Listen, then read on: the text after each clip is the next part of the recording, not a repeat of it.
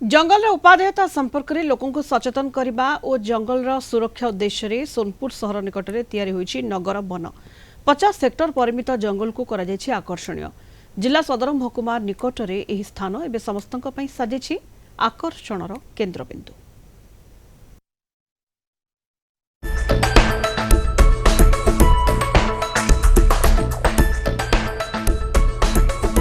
प्राकृतिक परिवेश रे भली की भली जीवजंतु केउठी बाघ आंकरी रहिछि तो आउ केउठी अजगर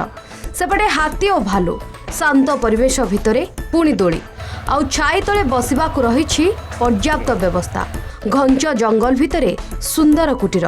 सकाळ हेउ कि संध्या जमुछि लोकंक गहली ए हेउछि सुवर्णपुर जिला सोनपुर वनखंड अर्जुनपुर संरक्षित जंगल ले तैयारी होइथिबा नगर वनर दृश्य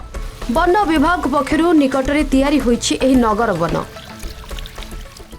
आसिक मुझे देखुचे बहुत भल परिवेश अच्छे आउ फास्ट तो मुझे देखुचे आमर औषधीय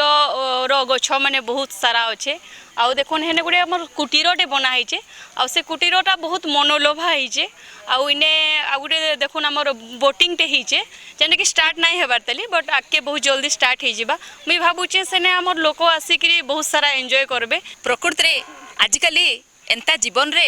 एंती मुक्त वायु टिके मिलबाटा कष्ट जेनटा कि अलगा माने देश मानकरे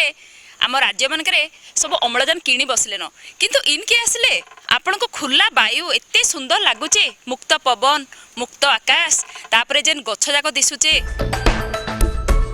सोनपुर सहर निकटरे थिबा 50 एकर परिमित ए संरक्षित जंगल अवहेलित होई पड़िथिला।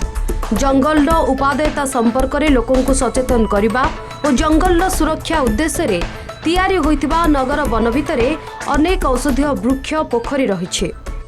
सबु वर्गर लोकों को आकृष्ट करने को पर्याप्त व्यवस्था करा जायछे। आमे नगर वन विषय बहुत दिन शुणी थिलु किंतु आसी नहीं थई आज मुई आसीचे बहुत ही बढ़िया लगुचे इनर प्राकृतिक परिवेश पूरा एते मनोलोभा हेचे बसीदेले टिके बहुत शांति लगुचे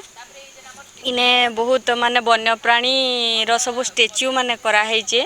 हाथी मांकड़ सब करा हेचे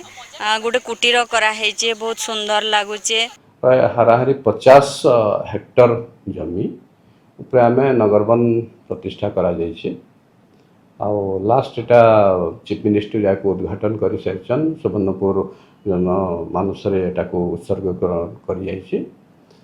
इथरे आमे चेष्टा करिछु सुवर्णपुर टाउनशिप पाखरे केंती लोक माने जंगल को अनुभव करि पारबे जंगल रो मजा नै पारबे शिक्षणीय जिनिस शिखि पारबे से सब उपरे आमे टिके आलोकपात करिछु। सकाळु संध्या पर्यंत एठारे जमुछि लोकंक भिड़ शांत कांत परिवेश जंगल मनोलोभा दृश्य औषधीय वृक्ष एवं प्रकृतिर शोभाराजी रे भरपूर थिबा बेले एठिकार स्वच्छ वायु लोकं को देई थाए अनेक आनंद। सुवर्णपुर जिल्लारू शेषदेव बारिक कलिंग टीवी।